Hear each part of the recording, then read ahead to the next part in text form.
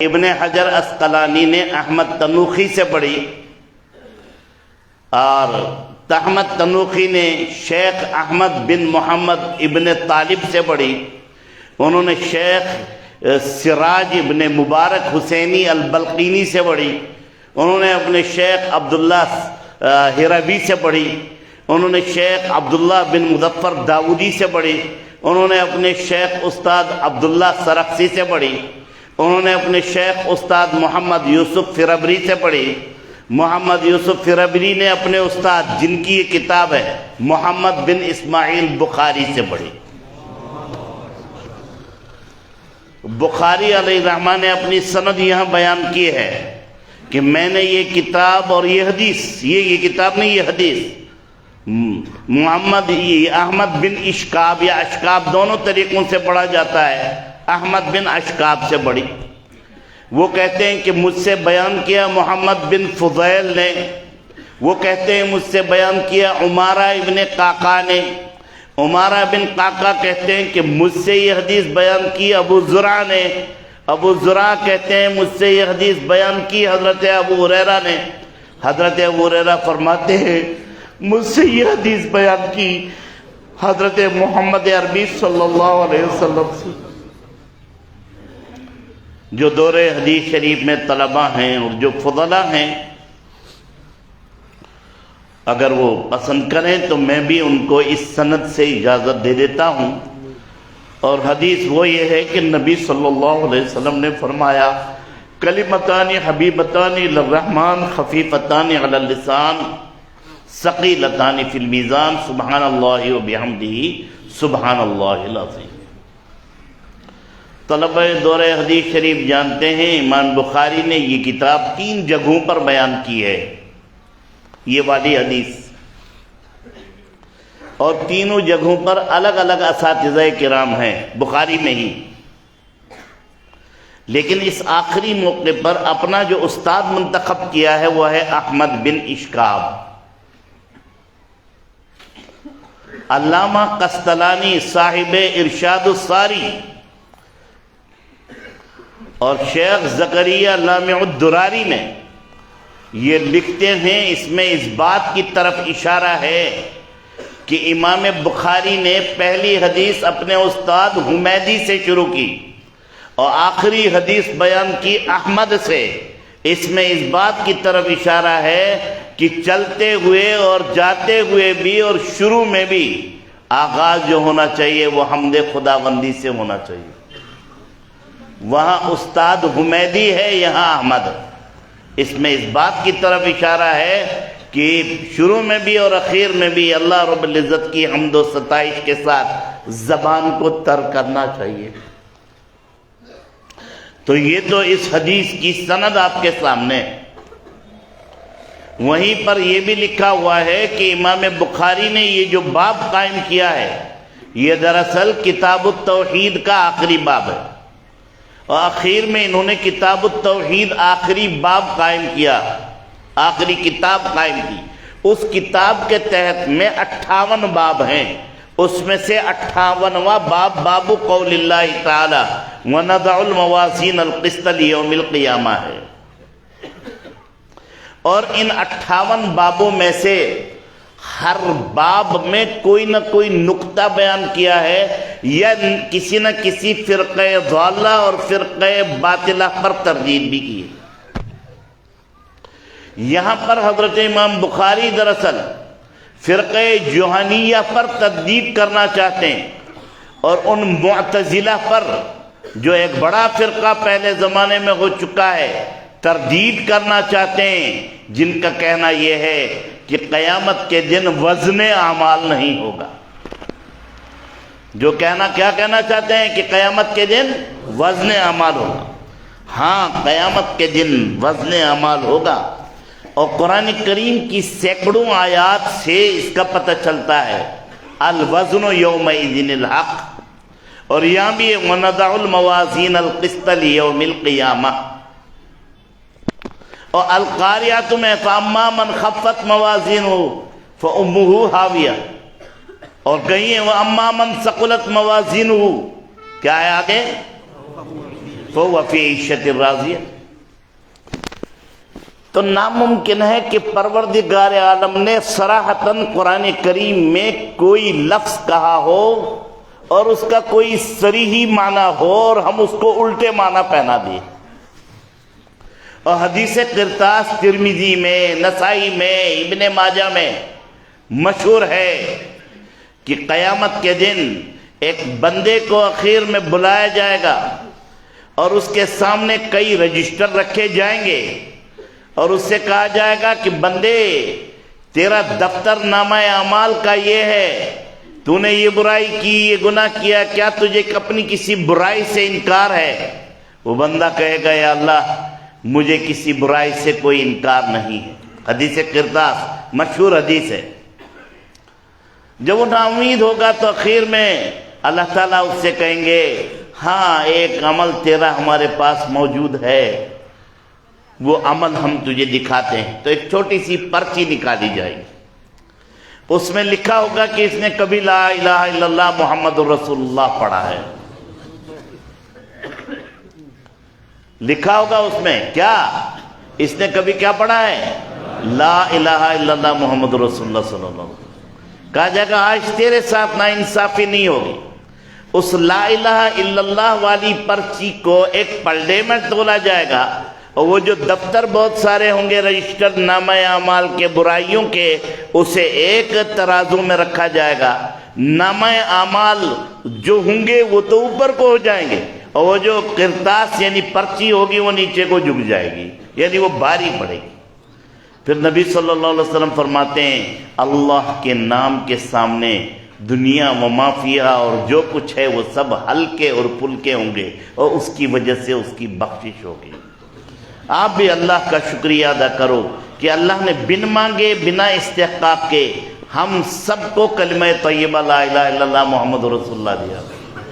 نہ ہماری برادریاں دیکھی، نہ ہمارے چہرے مورے اور شکلیں دیکھی، نہ ہمارے کپڑے لتے دیکھے، نہ یہ دیکھا یہ میدان میں رہتا ہے یا پہاڑ پر رہتا ہے، بس اللہ نے اپنا فضل کرنا تھا اور سوچا کہ ان کو کلمہ طیبہ دینا چاہیے۔ دنیا میں آج کھرب پتیوں کی، ارب پتیوں کی اور کروڑ پتی تو چاروں طرف پھر رہے ہیں، کوئی کمی نہیں ہے، لیکن اگر کوئی کمی ہے تو ان کے پاس یہ کلمہ نہیں۔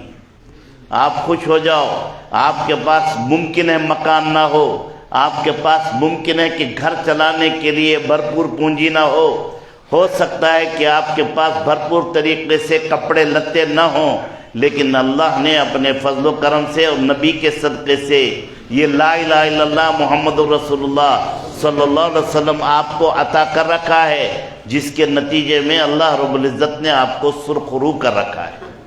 اور تو اور قاری جمال صاحب اس کلمے میں عجیب و غریب بات ہے، ساتھ ہی کلمے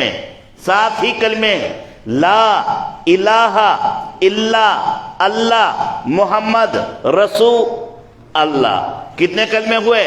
7۔ اور جہنم میں بھی 7 ہی دروازے ہیں، لہا 7 ابواب، قرآن کریم میں موجود ہے کہ جہنم کے 7 دروازے ہیں۔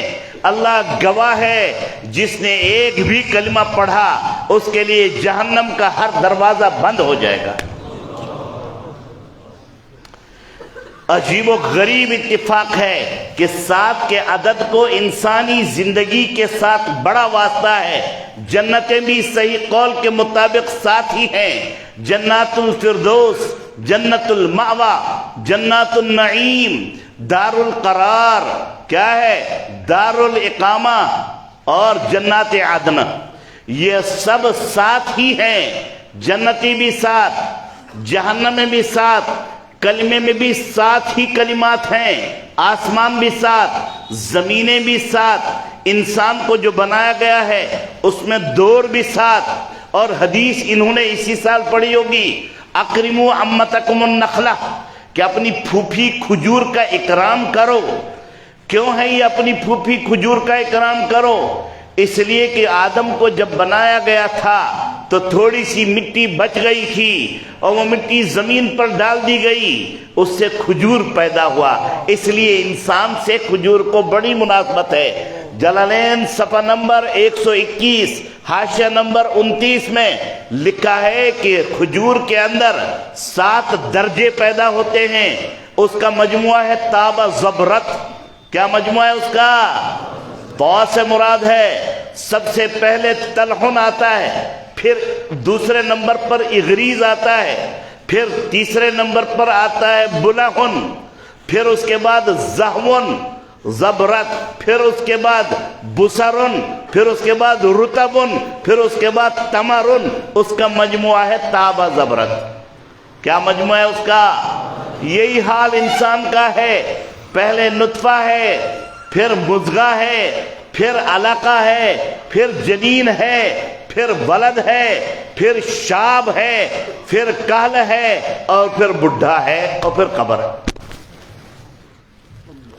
یہ 7 درجے انسان پر بھی طاری ہوتے، اس لیے انسان کو کھجور کے ساتھ بڑی مناسبت۔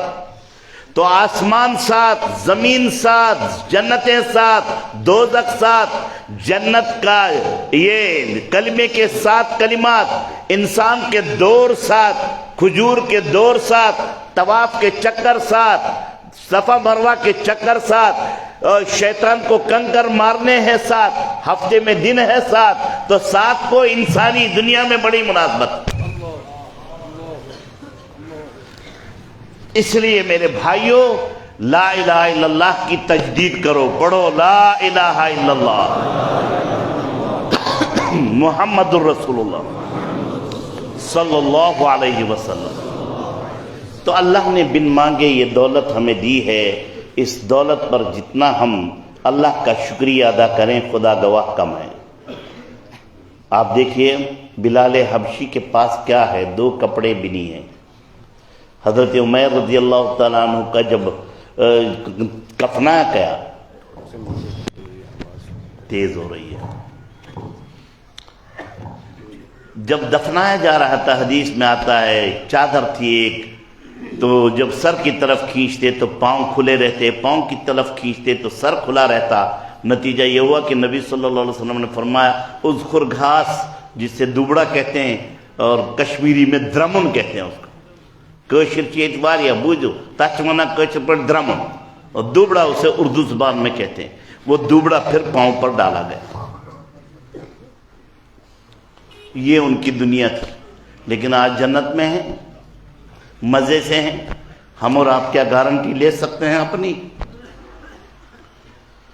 دنیا میں کھرب پتی ارب پتی ہیں، دنیا ان کے آگے پیچھے پھر رہی ہے، لیکن ان کے پاس کلمہ نہیں ہے۔ آپ کے پاس ہے الحمدللہ، ہمارے پاس بھی ہے الحمدللہ۔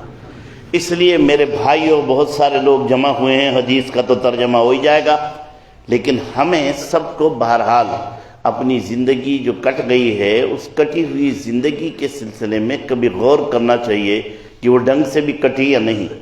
اگر نہیں کٹی ہے تو اس کے سلسلے میں کچھ جتن بھی کرنا چاہیے۔ مان لو ہمارے پاس مکان نہ ہو اور بچے بھی ہوں، بیوی بھی ہوں، تو ہم کیا کرتے ہیں؟ جتن کرتے ہیں، کوشش کرتے ہیں کہ نہیں کرتے؟ عید آ رہی ہو مثلا، گھر میں تقاضا ہو بچوں کا، جی ابا جی مجھے کپڑے دو، مجھے وہ دو، مجھے یہ دو، تو جتن کرتا ہے آدمی کہ نہیں؟ تو جب وہ آدمی اپنے بچوں کے لیے، دنیا کے رکھ رکھاؤ کے لیے جتن کرتا ہے، تو اپنی آخرت کے لیے جتن کیوں نہیں کرتا؟ تو اس جتن کے لیے انسان جو ہے کوشش کرتا رہے اور اس میں لگا رہے۔ اچھا، کوئی نہیں یہ کہہ سکتا انبیاء علیہ السلام کے علاوہ مجھ سے گناہ نہیں ہوا۔ گناہ ہر کس و ناقص سے ہوتا رہتا ہے، اور ہوا ہے گناہ لوگوں سے۔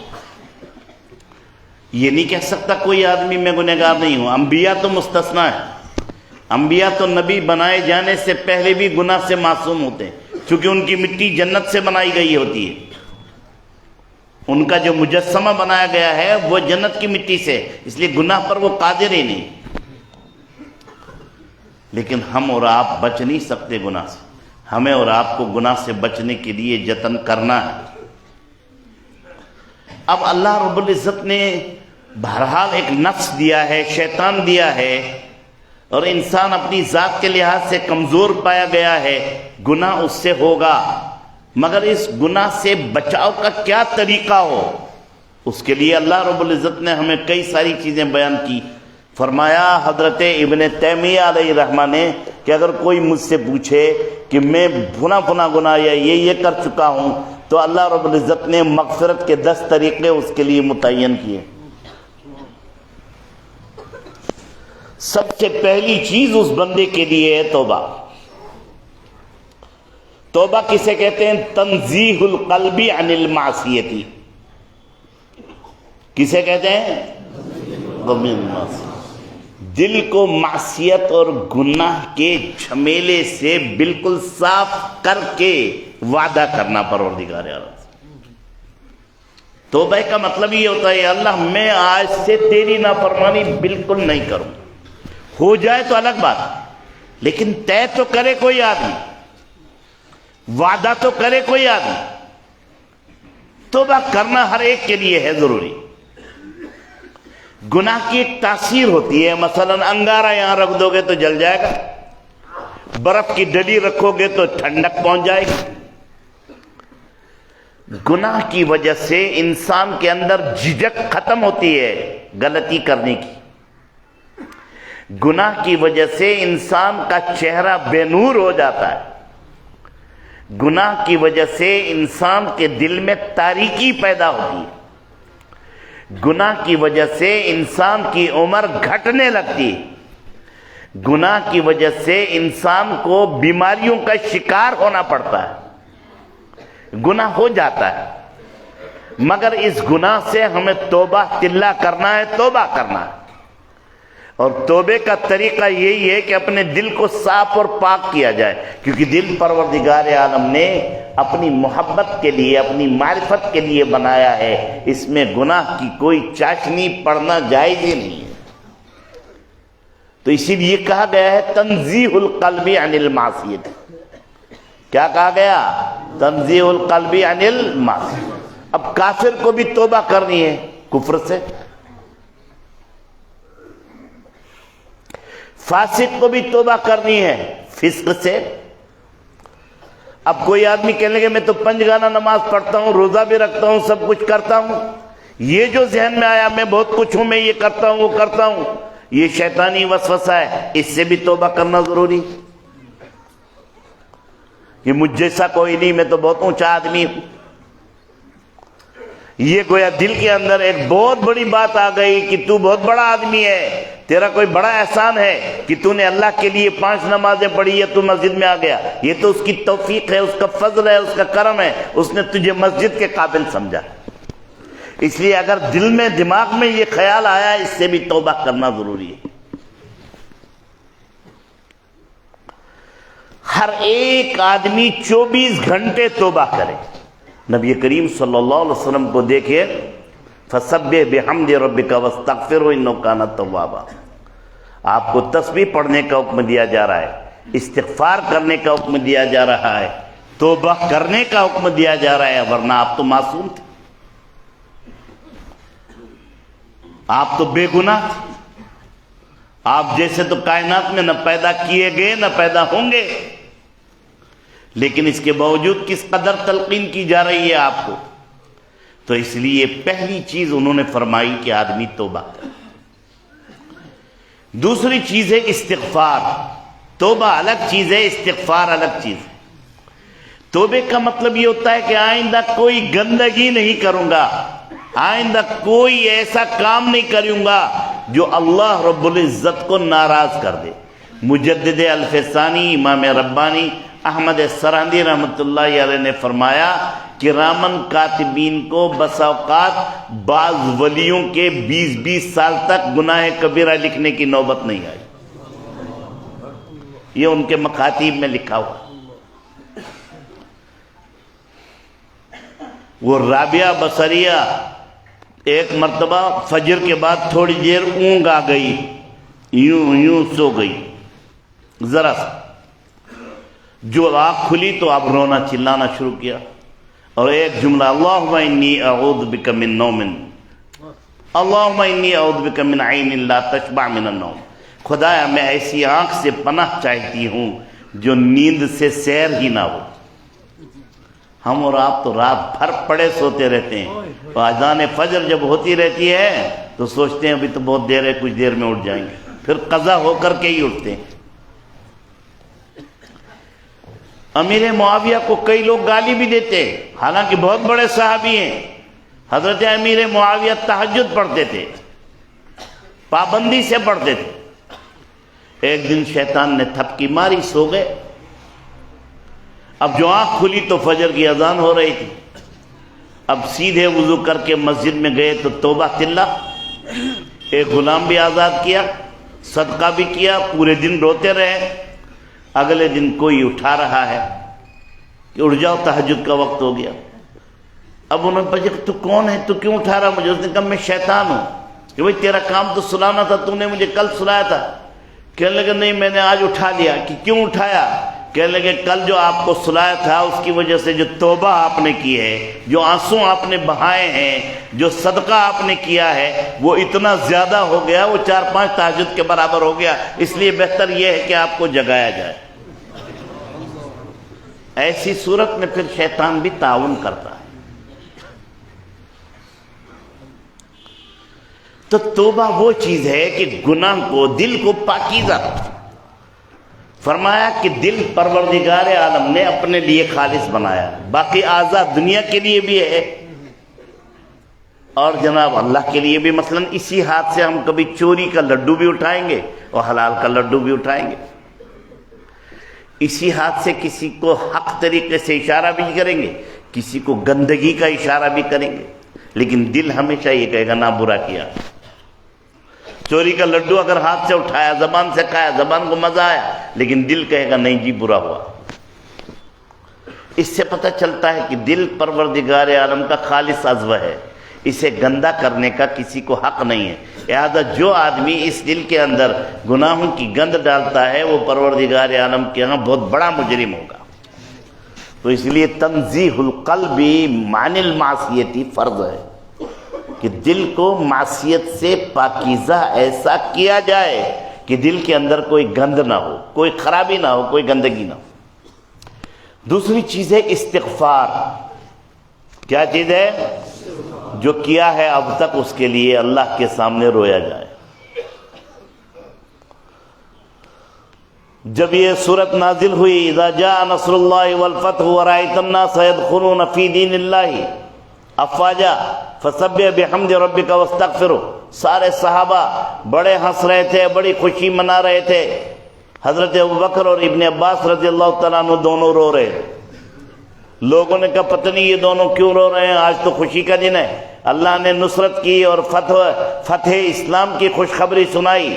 کہنے لگے سنائی تو ہے لیکن اس میں ایک اور خبر بھی دی ہے، کیونکہ نبی سے کہا جا رہا ہے فسبح بحمد ربک واستغفرہ، آپ کی ضرورت پوری ہو گئی، اب آپ کو تسبیح کرنا ہے، تسبیح پڑھنا ہے، فسبح بحمد ربک واستغفرہ۔ اے نبی تھوڑی بہت اگر کبھی گھریلو معاملات میں بشری تقاضے کی وجہ سے مباح کی جگہ غیر مباح ہو گیا ہو، اس کے لیے استغفار کرو، انہو کان توابا، یعنی نبی سے کہا جا رہا ہے استغفار کرو۔ اسی لیے حدیث میں آتا ہے ہر نماز کے بعد 20 دفعہ آپ استغفار کرتے تھے۔ آج ساری دنیا پریشان ہے کہ یہ اشنشن باتیں بنا برکت ہی نہ گسا کی برکت نہیں ہو رہی ہے، 2 لڑکے کما رہے ہیں، پھر بھی یہ پھر بھی یہ پھر بھی وہ۔ کئی مرتبہ گھر کی عورتیں بھی کماتی ہیں لیکن خرچے پورے نہیں ہوتے، سارے مرد ملازم ہیں، گھر میں 15-20 بیگھے کنال زمین بھی ہے، ایک آدھ باغ بھی ہے جس کا سیب ہے، 2-4 دکانیں بھی ہیں کرائے کی، لیکن اس کے باوجود خرچے پورے نہیں ہوتے۔ اس کی وجہ یہی ہے کہ استغفار کی کمی ہے، اللہ کو چھوڑ رکھا ہے، دنیا کو ہی سب کچھ سمجھ رکھا ہے، اس لیے پروردگار عالم نے برکتیں اٹھا دی۔ حضرت حسن بصری بیٹھے ہوئے ہیں، ان کے پاس ایک آدمی آیا، اس نے کہا حضرت جی بہت بڑا گناہ کیا ہے، آپ دعا کر دو۔ تو انہوں نے فرمایا استغفار کرو اللہ معاف کرے گا۔ چلا گیا۔ وہیں ایک آدمی بیٹھا ہوا تھا جو ان کے ساتھ تھا بیٹھا ہوا، دوسرا آدمی آیا، اس نے کہا حضرت جی میں نے دکان لگائی تھی، برکت کی دعا فرمائیے، اس میں کوئی خریدار نہیں آ رہا۔ کہنے لگے استغفار کرو۔ تیسرا بندہ آیا، اس نے کہا حضرت جی بارشیں نہیں ہو رہی ہے، دعا کرو۔ کہنے لگے استغفار کرو۔ چوتھا بندہ آیا، اس نے کہا جی بیگم صاحبہ ہے، بچہ نہیں ہو رہا ہے، کہنے لگے استغفار کرو۔ اس نے کہا جی کنواں کھودا تھا باغ میں، اس میں پانی نہیں نکل کے آیا، کہنے لگے استغفار کرو۔ سب کو ایک ہی چیز بتائی اور سب چلے گئے۔ وہ جو برابر میں بیٹھا تھا اس نے کہا حضرت جی آپ نے کب سے یہ ڈاکٹری پڑھی کہ جو بھی بیمار آتا ہے اس کو ایک ہی ٹیبلٹ کل پل کل پال بتاتے ہو؟ سب کو ایک ہی ٹیبلٹ، سب مریضوں کو ایک ہی دوا، کیا خاص بات ہے ایسی؟ کہیں گے میں کہاں کہتا ہوں، یہ تو اللہ رب العزت کہتا ہے فَقُلْتُ اسْتَغْفِرُوا رَبَّكُمْ إِنَّهُ كَانَ غَفَّارًا يُرْسِلِ السَّمَاءَ عَلَيْكُمْ مِدْرَارًا وَيُمْدِدْكُمْ بِأَمْوَالٍ وَبَنِينَ، کیا ہے آگے؟ وَيَجْعَلْ لَكُمْ أَنْهَارًا وَجَعَلْنَا جنات و انہارا۔ تو 6 کے 6 آدمیوں کو اللہ رب العزت نے ایک ہی آیت میں سارے علاج بتا دیے کہ بھئی استغفار کرو۔ تو یہ واقعہ ہے، تجربے کی بات ہے۔ میں واللہ چھو اس اپنی عمر میں کہہ رہا ہوں، 10 آدمیوں کو میں نے بتایا جو ڈوبے ہوئے تھے، استغفار کیا، اللہ رب العزت نے بہتات آیت پیدا فرما دی۔ لیکن کرے تو کوئی ڈھنگ سے استغفار، اس نیت سے کوئی نہ کرے کہ مجھے کل 2 کروڑ ملیں گے، نہیں، اس نیت سے کرے کہ میں نے زندگی بھر جو ہے اللہ کے ان نعمتوں کو بہت کھایا ہے پیا ہے، اب پیمنٹ کرنا چاہیے استغفار کی شکل میں۔ تو استغفار کرے گا تو پروردگار عالم کی طرف سے رحمت ہوگی، پھر پروردگار عالم کی طرف سے اس کی مغفرت ہوگی۔ تو مغفرت کے 10 اسباب ہیں، ان میں سے ایک توبہ ہے، استغفار۔ تیسری چیز بتائی گئی الحسنات الماحیہ، نیک کام جب آدمی کرتا ہے۔ دیکھیں انسان دنیا میں مستی کے لیے نہیں بھیجا گیا، انسان دنیا میں کھلواڑ کے لیے نہیں بھیجا گیا، انسان دنیا میں بے عدولی کے لیے اور اللہ سے اجنبی بننے کے لیے نہیں بھیجا گیا ہے۔ مرد ہو یا عورت، دونوں کے لیے اللہ سے جڑنا بہت ضروری اور فرض ہے، اور اس کے لیے بہت ضروری ہے الاعمال الحسنہ، یعنی الحسنات الماحیہ۔ ماحیہ کہا ہے اس میں الفاظ، یعنی ایسی نیکوکاریاں کرے، ایسے نیک کام کرے جس سے گناہ خود بخود ختم ہو جائیں، جس سے گناہ کیا ہو جائیں بھائی؟ ختم۔ مثلا من قاد اعمی فلہ الجنہ، جس شخص نے کسی نابینا کا ہاتھ پکڑ کر کے اس کو رستہ پار کرا دیا، اسے جنت ملے گی۔ اب اس نے کیا کیا جس کو جنت ملے گی؟ مثلا نبی کریم صلی اللہ علیہ وسلم نے فرمایا اگر کوئی مسلمان بھائی اپنے دوسرے مسلمان بھائی کو دیکھ کر کے مسکراتا ہے خوشی کی وجہ سے، اس کے گناہ معاف ہو جاتے۔ میں کیا خاص بات کی، گناہ معاف ہو گئے۔ مثلا نبی کریم صلی اللہ علیہ وسلم نے فرمایا اگر کوئی بھائی کسی دوسرے بھائی کی ملاقات کے لیے آ گیا اور محض ملاقات کے لیے آ گیا، اس کی اور کوئی غرض نہیں ہے، اس کے بہت سارے گناہ معاف ہو جائیں گے۔ فرمایا اگر کوئی آدمی کسی بیمار کی عیادت کے لیے گیا، اس کے گناہ معاف ہو جائیں گے۔ حالانکہ اسلام میں کتنی ساری چیزیں ہیں ایسی جس کی وجہ سے پلڑا گناہ کا صاف ہو جاتا ہے، ہم بھول گئے ہوں۔ کتنی بیوائیں ہیں ایسی جن کو مدد کی ضرورت ہوتی ہے، کتنے یتیم ہیں ایسے جن کو مدد کی شدید ضرورت ہوتی ہے، پڑوس میں کتنے ایسے گرے پڑے ہوتے ہیں جن کو شدید ضرورت ہوتی ہے، ہم تحقیق نہیں کرتے، ان کا کوئی خیال نہیں رکھتے۔ یہی ہیں وہ الحسنات الماحیہ۔ دارالعلوم دیوبند میں ایک دفعہ بل آ گیا، اب تو 12-13 لاکھ روپیہ آتا ہے بل مہینے کا بجلی کا، اس وقت 4 لاکھ آتا تھا، یہ 2006 یا 7-8 کی بات ہے، لیکن اتفاق سے غلطی سے 6 لاکھ بل آ گیا۔ اب وہ دارالعلوم کی ذمہ داروں نے سوچا کہ وہاں جانا چاہیے، جو ذمہ دار ہے اس سے بات کرنی چاہیے کہ یہ 2 لاکھ کیوں زیادہ آ گئے۔ تو اس میں ترجمان کے لیے مجھے ساتھ کر دیا، میں چھوٹا سا اور مجھے ترجمان کے لیے ساتھ کر دیا، اور سامنے جو غیر مسلم وہ ماننے کے لیے تیار نہیں کہ 6 لاکھ تو دینا ہی پڑے گا، اگلے مہینے سے ہم پھر وہی کریں گے جو پہلے تھا، یعنی 4 لاکھ۔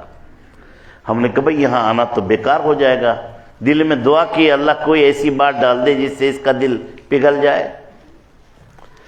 تو میں نے کوئی بات ایسی کی جس سے اس کو ہنسی آ گئی ایم ڈی کو، تو فوراً میں نے کہا اضحک اللہ سنکا۔ اس نے کہا جی کیا کہا آپ نے؟ میں نے کہا ہمارے پروفٹ محمد صلی اللہ علیہ وسلم نے یہ دوسرے کو دعا اور پرارتھنا دی ہے کہ اگر کوئی بھائی تمہارا ہنس رہا ہو تو اس کو یہ دعا اور پرارتھنا دو، کہ کیا مطلب ہے اس کا؟ کہ تمہیں پربھو ہنستا رکھے، خدا تمہیں ہنستا رکھے، ہنسی تمہارے سے کبھی دور نہ ہو۔ اس نے کہا یہ مجھے لکھ کے دو۔ تو میں نے کہا جی ہندی میں لکھ کے دے سکتا ہوں، عربی تو آپ سمجھیں گے نہیں۔ میں نے لکھ کے دیا، اس نے لیمینیشن کیا، سامنے لٹکا دیا، اور لٹکانے کے بعد کہنے لگے ہاں آپ لوگ کیا کہہ رہے تھے؟ ہم نے کہا ہم یہ کہہ رہے تھے۔ کہنے لگے ٹھیک ہے، تو وہ ہو گیا۔ میں نے کہا یا الہی، اس معمولی سی بات کی وجہ سے کیا اللہ رب العزت تو نے رحمت کی، دارالعلوم کے 2 لاکھ روپے معاف ہو گئے؟ اللہ اکبر، صرف معمولی سی بات کی وجہ سے۔ تو اس لیے بات یہ ہے کہ ہم لوگ جو ہیں چھوٹی چھوٹی باتوں کو بسا اوقات اگنور کرتے ہیں اور ان کو کوئی درجہ نہیں دیتے، حالانکہ شریعت مطہرہ میں ان کی بڑی حیثیت ہے۔ انہی کو کہتے ہیں الحسنات الماحیہ۔ کیا کہتے ہیں؟ الحسنات الماحیہ۔ چوتھے نمبر پر آتا ہے اعمال البر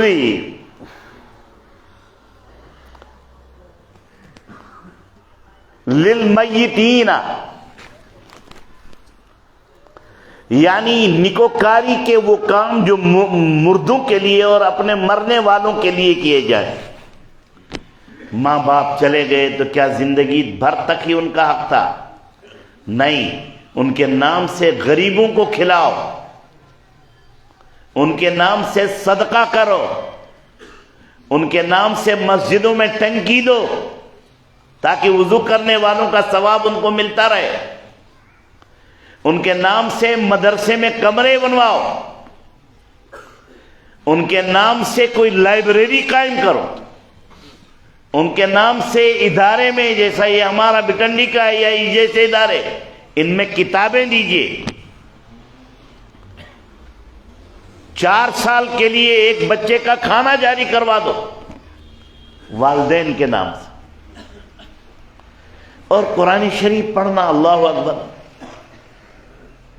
شیخ زکریا علیہ الرحمہ نے آپ بیتی میں لکھا ہے کہ ایک شخص گیا قبرستان، آگے سفر تھا۔ اب پہلے زمانے میں سواریاں بہت کم تھیں، کہنے لگے ایک درخت کے نیچے ٹھنڈی سی چھاؤں جب اس کو مل گئی تو وہ اس درخت کے نیچے سر لگا کر کے سو گیا۔ اب اس نے دیکھا کہ ایک آدمی آیا جیسے کوئی ڈاکیا آتا ہو اور اس کے ہاتھ میں گٹھری ہے۔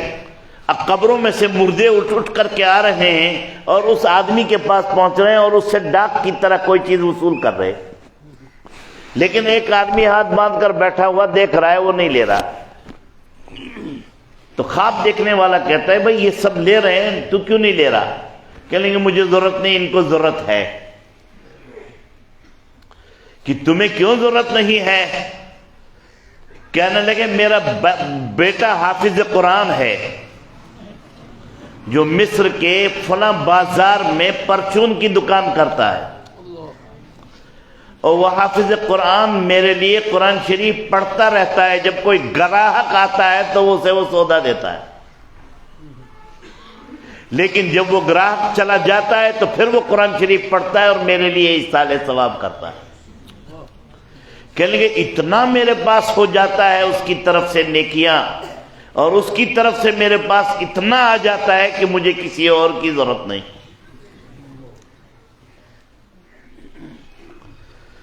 کہنے لگے مجھے حیرت ہوئی۔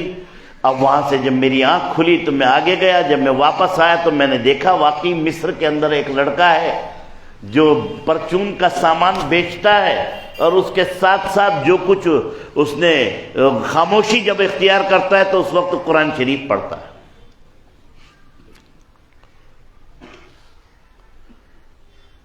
کہنے لگے واپسی میں پھر میرا اسی قبرستان پر گزر ہوا، اور پھر اسی درخت کے نیچے پھر وہی نیند اور پھر وہی خواب۔ اس زمانے میں مہمانداری بھی 1 مہینے کی ہوا کرتی تھی، آنا جانا آسان تو ہوتا نہیں تھا۔ تو تو ایک آدھ مہینے میں 15-20 دن کے بعد آئے ہوں گے. اب پھر خواب دیکھا، پھر دیکھا اسی طرح کا ڈاکیا آیا ہوا ہے، اسی طرح وہ ڈاک جیسی تقسیم کر رہا ہے. اور اس بار وہ لڑکا بھی جو پہلی طرح ہاتھ باندھے بیٹھا تھا وہ بھی ڈاک لینے کے لیے اتاولا ہو رہا ہے اور دوڑا بھاگی کر رہا ہے. میں نے اس سے پوچھا بھائی کیا بات ہو گئی؟ کہنے کہ وہ جو میرا بیٹا تھا اس ہفتے اس کی وفات ہو گئی، اب مجھے بھی ضرورت ہے. آنکھ میری کھلی، پھر گیا میں اور اسی بازار میں دوبارہ پہنچا تو میں نے دیکھا واقعتاً وہ بچہ انتقال کر چکا ہے، لوگوں نے مجھے بتایا. اچھا میں ابھی مولانا صاحب سجاد صاحب ابھی کتاب پڑھ رہا تھا علامہ انور شاہ کشمیری کی ملفوظات محدث کشمیری دیوبند میں. تو یہ تو ہے ہی حدیث کہ ہر جمعرات اور پیر کو گھر والے نبی صلی اللہ علیہ وسلم کی خدمت میں گھر والوں کے اعمال پیش کیے جاتے ہیں، لوگوں کے اعمال پیش کیے جاتے ہیں. لیکن اس میں یہ بھی لکھا ہے گھر والوں کے اعمال والدین کے سامنے پیش کیے جاتے ہیں اور گھر والے ان اعمال سے خوش ہوتے ہیں، اور اگر دیکھتے ہیں کہ ان کے گھر والے کسی مصیبت یا بدی میں ہیں تو وہ والدین وہاں بیٹھے بیٹھے تڑپتے ہوئے ان کے لیے دعا کرتے ہیں.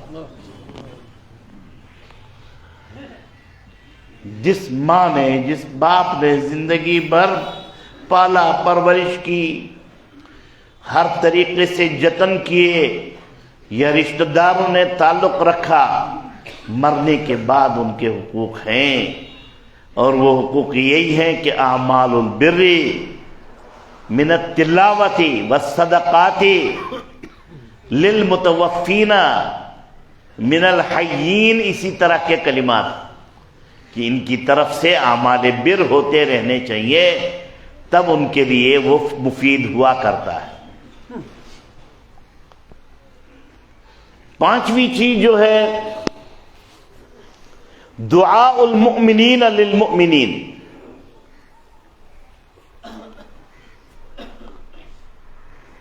اور للمیتین بھی ہے. مومن حضرات جو ہیں، بھائی بند جو ہیں، وہ اپنے بھائیوں کے لیے پیٹھ پیچھے دعا بھی کریں اور مرنے والوں کے لیے بھی دعا کریں.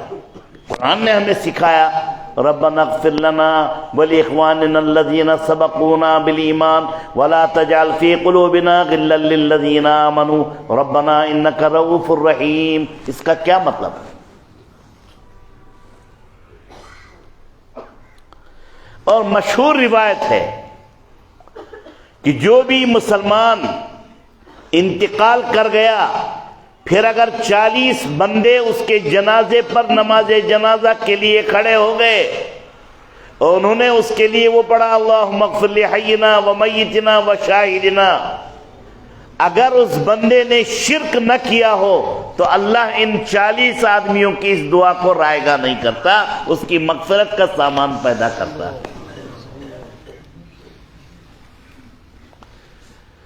اس لیے میرے بھائیوں توبہ بھی کرنی ہے، استغفار بھی کرنا ہے، حسنات ماحیہ کو بھی پیش نظر رکھنا ہے، اعمال بر للمیتین بھی کرنے ہیں.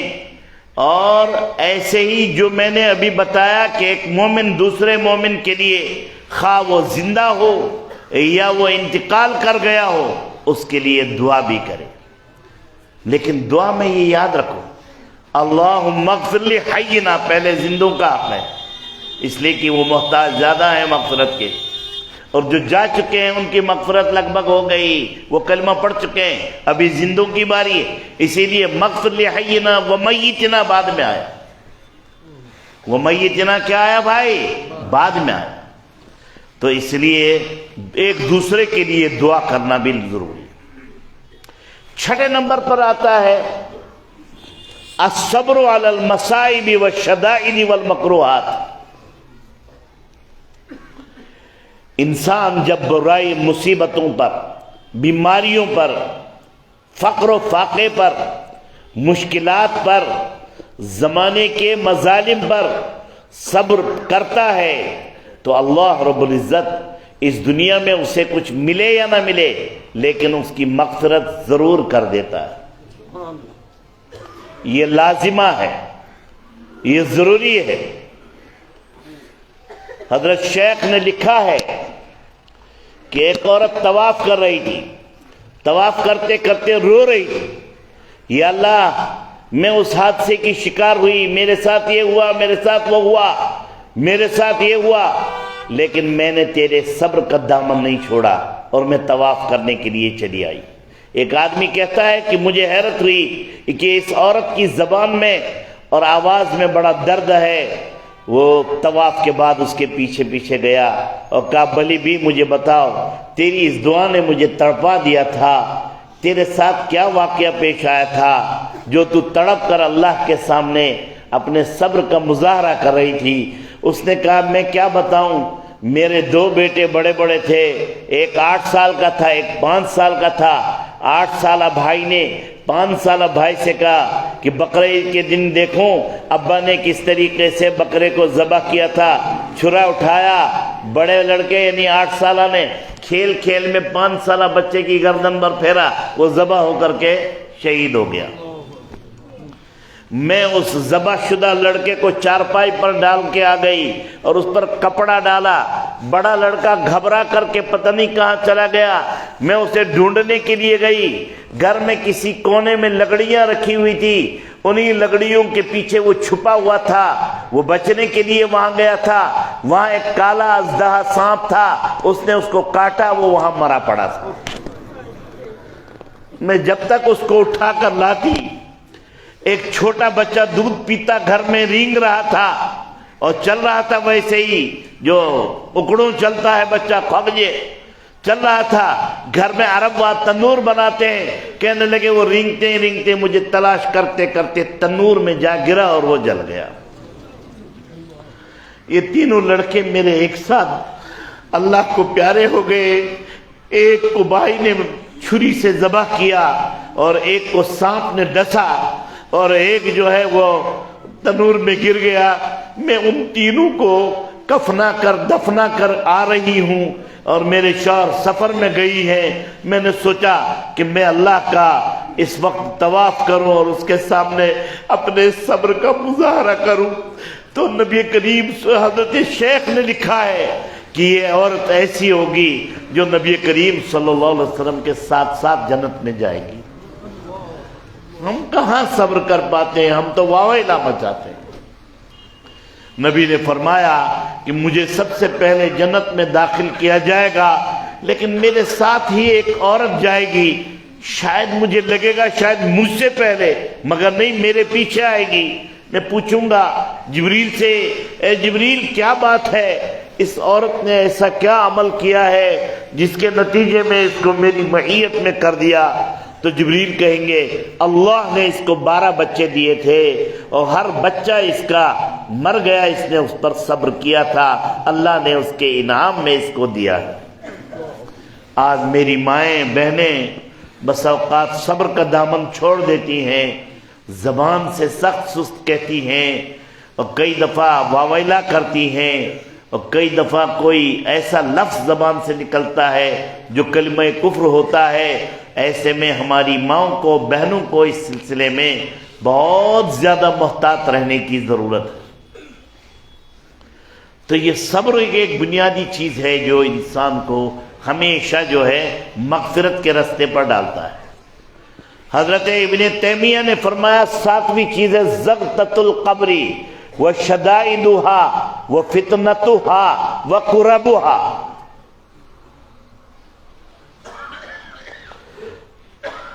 قبر کے اندر جب انسان کو ڈالا جائے گا، 7ویں نمبر پر ہے یہ، تو قبر بھیچے گی۔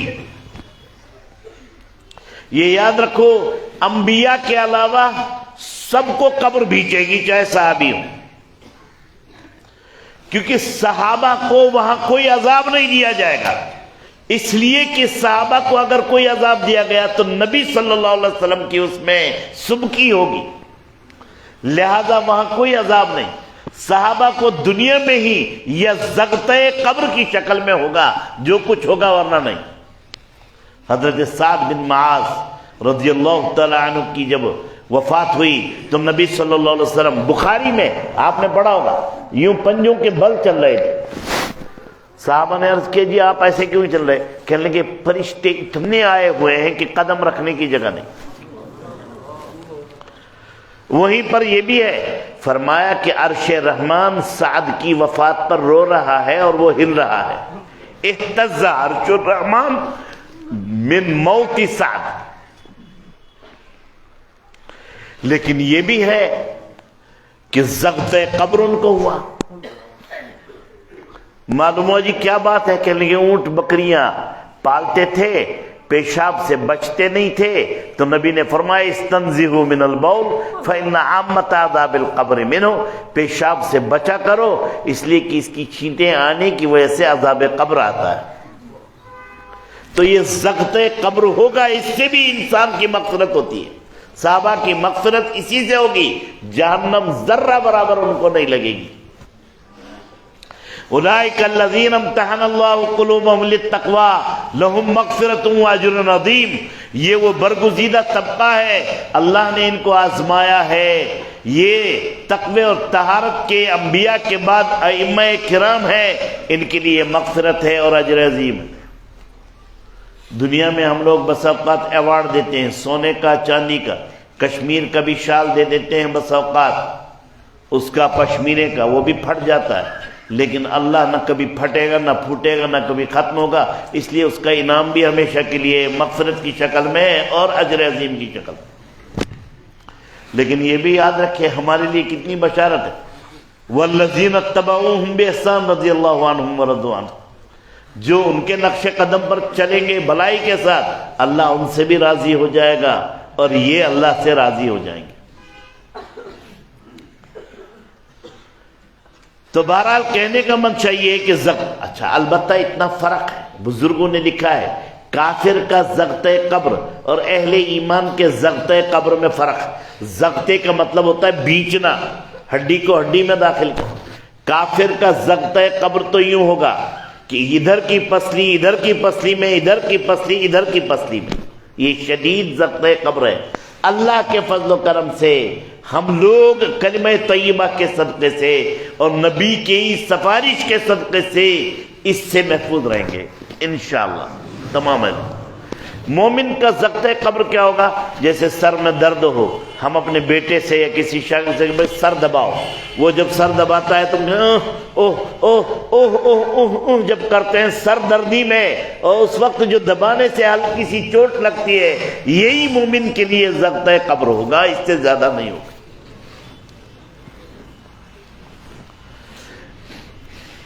تو اس وقت جو شدائد ہوں گے، فرمایا پھر 8ویں نمبر پر ہے احوال القیامہ، قیامت کے دن جو احوال بپا ہوں گے، پسینے میں لوگ ڈوبے ہوئے ہوں گے، موقف میں کھڑا رہنا پڑے گا، نفسی نفسی کے عالم میں سب ہوں گے، پریشان ہوں گے، حساب و کتاب کے لیے کوئی آگے نہیں بڑھ رہا ہوگا۔ وہ جو احوال قیامت ہوں گے یہ بھی انسان کی مغفرت اور بخشش کا سودا کرتے ہیں۔ یہ 8ویں نمبر پر۔ 9ویں نمبر پر نبی صلی اللہ علیہ وسلم کی شفاعت۔ کیا ہے؟ نبی صلی اللہ علیہ وسلم کی شفاعت۔ کس کی شفاعت؟ اللہ ارحم الراحمین ہے، نبی رحمت للعالمین، رحمت للعالمین کو شفاعت کبریٰ عطا کی گئی۔ شفاعت کبریٰ کسی اور کو عطا نہیں کی گئی، نبی کریم صلی اللہ علیہ وسلم کو عطا کی گئی۔ ایک شفاعت صغریٰ ہے، ایک شفاعت کبریٰ ہے، ایک شفاعت وسطیٰ ہے۔ شفاعت صغریٰ تو ہم اور آپ بھی کر سکتے ہیں اگر اللہ نے ہمیں ایمان دیا۔ کسی اپنے بندے کی حافظ قرآن ساتھ کو لے جائے گا اگر سچا پکا حافظ قرآن۔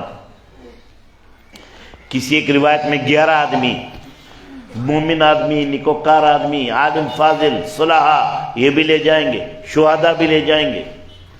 یہ شفاعت صغریٰ ہے۔ شفاعت وسطیٰ انبیاء علیہم السلام کی اپنی امتوں کے حوالے سے شفاعت ہوگی، یہ نبی کو بھی حاصل ہے۔ نبی جھک در جھک لوگوں کو نکالیں گے جنت سے، جہنم سے، اخیر تک نکالتے رہیں گے، یہ شفاعت وسطیٰ ہے۔ لیکن ایک شفاعت کبریٰ ہے، وہ ایک ہزار سال تک میدان محشر میں جب کھڑے ہوں گے، کسی نبی کی ہمت نہیں ہوگی کہ وہ حساب و کتاب شروع کروائے۔ سارے نبی صلی اللہ علیہ وسلم کے پاس جمع ہوں گے اور ان سے کہیں گے کہ اللہ سے کہہ دو اب حساب و کتاب شروع کریں۔ تو نبی صلی اللہ علیہ وسلم اللہ کے حضور جائیں گے، وہاں 14 دن پر مشتمل ایک سجدہ کریں گے۔ نبی فرماتے ہیں میں ایسی حمد و ستائش بیان کروں گا آج تک میری زبان پر وہ حمد و ستائش نہیں آئی ہے۔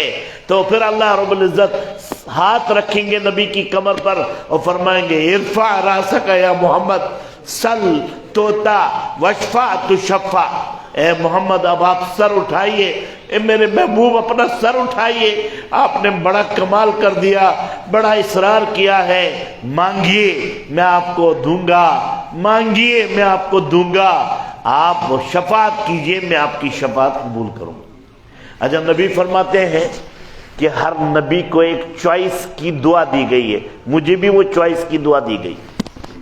کون سی دعا؟ کون سی دعا؟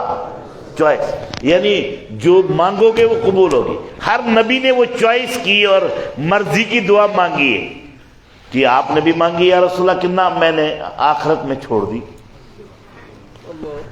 کہ وہ کیا ہے کہ مجھ سے اللہ تعالیٰ پوچھیں گے اپنی آدھی امت کو بخشوا دو، یا تو اپنی آدھی امت کو بخشوا لو یا سفارش کرو۔ تو میں مطلب یہ ہے کہ آدھی امت کو نہیں بخشواؤں گا، میں کہوں گا مجھے سفارش کا موقع دیا جائے۔ اب اس سفارش کی وہی دعا ہے جو مجھے چوائس کی دی گئی۔ اب میں امتیوں کو نکالتا رہوں گا، جس نے ذرا سا بھی کام کیا ہوگا اسے نکالتا رہوں گا، نکالتا رہوں گا، نکالتا رہوں گا۔ اب بس ذرا سا جس نے بھولے سے یا مذاق میں ایک دفعہ وہی لا الہ الا اللہ پڑھا ہوگا، وہ رہیں گے جہنم میں۔ کہاں رہیں گے؟ جس نے بھولے سے یا مذاق میں ایک دفعہ لا الہ الا اللہ محمد رسول اللہ پڑھا ہوگا، وہ رہیں گے جہنم میں، باقی سب کو نبی اپنی شفاعت سے نکالیں گے۔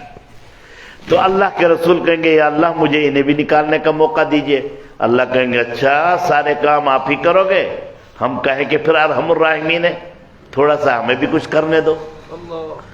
اب یہاں شفاعت نبی جو 90 نمبر پر آ گئی مغفرت کے، 10ویں نمبر پر رحمت للعالمین، وہ کیا نام ہے ارحم الراحمین کا کام ہوگا۔ کس کا کام ہوگا؟ ارحم۔ اب کیا ہے حدیث میں، مشکات شریف میں بھی یہ حدیث آئی ہے اور بھی کتابوں میں، ترمذی میں آئی ہے کہ جلتے جلتے اور جہنم میں جلتے جلتے کوئلے ہو چکے ہوں گے کچھ لوگ، یہ وہی ہے جنہوں نے مذاق میں ایک دفعہ کہا ہوگا لا الہ الا اللہ محمد، وہ شور مچائیں گے، اللہ کو معلوم ہے سب۔ اللہ تعالیٰ فرمائیں گے جبریل سے جا کر دیکھو یہ کیوں شور مچا رہے، اللہ کو سب معلوم ہے لیکن یہ سب جتانا ہے۔ جبریل آئیں گے، وہ کہیں گے یا اللہ یہ اس لیے کہہ رہے کہ دنیا میں تم ہمیں کفار چڑھا رہے ہیں، غیر مسلم چڑھا رہے ہیں کہ دنیا میں تم مسلمان کہلاتے تھے، تم اور ہم ایک ہی جگہ ہے، کیا فرق ہے، تم بھی جلے ہم بھی جلے۔ اچھا جا کر کے پوچھو ان سے وہ کیا چاہتے ہیں، اللہ کو سب معلوم ہے کیا چاہتے ہیں، لیکن یہ سب مکالمہ کروایا جا رہا ہے کہ جی وہ یوں کہہ رہے ہیں ہمیں نکال دو۔ جنت کے باہر ہی ایک نہر ہوگی، نہر حیات اس کا نام، اب ان کو نکالا جائے گا تو اس کو نہر میں ڈالا جائے گا، ان تمام کو نہر میں ڈالا جائے گا تو وہ ایک دم سفید چٹے ہو کر کے باہر آئیں گے۔ صرف یہاں ایک لکھا ہوا رہے گا ہم من اتقاء الرحمن، کیا لکھا ہوا ہوگا؟ یعنی یہ اللہ کے آزاد کردہ ہے، کشمیری میں کہتے ہیں دک پاس، یہ لکھا ہوا ہوگا ہم من اتقاء الرحمن، ان کو جہنم سے نکال کر کے اس نہر میں نہلایا جائے گا، صاف ستھرے ہوں گے، زخم وخم ٹھیک ہوں گے، اور اس کے بعد ان کو جو ہے جنت میں داخل کیا جائے گا۔ لیکن جنت میں پھر وہ شور مچائیں گے کچھ دنوں کے بعد کہ جا کر کے ان سے پوچھو اب کیوں شور مچا رہے، تو وہ کہیں گے کہ یہ جنتی کہہ رہے کہ ہم تو خود ہی آئے ہیں جنت میں، تمہیں تو دھکا دے کر کے لایا گیا، زبردستی داخل کیا گیا، جب اللہ نے جنت میں ہمیں پہنچا ہی دیا تھا، اللہ سے جا کر کے کہہ دو یہ ڈبہ بھی مٹا دے۔ چنانچہ اللہ اپنے فضل و کرم سے ہم من اتقاء الرحمن، ہم من اتقاء الرحمن کا لفظ مٹوا دیں گے۔ امام غزالی بہت رو رہے ہیں، غزالی علیہ رحمہ فرما رہے ہیں اللہ مجھے بھی انہی لوگوں میں شامل فرمانا، اگر تم نے مجھے جہنم میں بھیجنا ہوگا تو انہی میں شامل کرنا۔ تو یہ 10 اسباب ہیں جو انسان کو کندن بنا سکتے ہیں اور اسے جو ہے وہ بہرحال مغفرت کے اسباب اس کے لیے مہیا ہو سکتے ہیں۔ اللہ رب العزت ہمیں بھی، پروردگار عالم ہمیں بھی توبہ کرنے کی، استغفار کرنے کی توفیق نصیب فرمائے۔ اب اس حدیث کو دیکھیں گے، تھوڑا سا وقت تو تیزی کے ساتھ سرک چکا ہے، اگرچہ تمنا یہی ہے کہ تم پہلو سے مت سر کو، اگر سر کو تو یوں سر کو قلم کر دو میرے سر کو۔ بہرحال یہ حضرت امام بخاری نے باب قائم کیا ہے، باب قول اللہ وَنَضَعُ الْمَوَازِينَ الْقِسْطَ لِيَوْمِ الْقِيَامَةِ، اور دوسری بات یہ کہی وَأَنَّ أَعْمَالَ بَنِي آدَمَ وَقَوْلَهُمْ تُوزَنُ۔ امام بخاری بڑے ذہین ہیں، ہزاروں آدمی ایک طرف تنہا ان کی ذہانت، ایک تو یہ کہ تردید کی، دوسری بات یہ صراحتاً کہا کہ بنو آدم اور انسان کے اعمال تولے جائیں گے، لیکن چونکہ زبان کی بات کے حوالے سے کہتے ہیں کہ شاید یہ عمل نہیں ہے، تو اس لیے وہ قول مستقل کہہ کر کے یہ کہہ دیا کہ قول بھی تولے جائیں گے۔ انسان کی زبان کا بھی ویلیو ہے جی۔ وہ کیا ہے، قرآن کریم میں یہ آیا ہے، وہ تو الگ ہے۔ دوسری بات یہ ہے کہ اللہ رب العزت نے جہاں دلائل قدرت اپنے بیان کیے، ان فی خلق السماوات والارض واختلاف اللیل والنہار والفلک اللہ، وہیں ایک جگہ جو ہے واختلاف السنتکم، کہ زبانوں کا الگ الگ ہونا اور تیتر بیتر ہونا، بھانت بھانت کی بولیاں بولنا، یہ خامخواہ نہیں ہے۔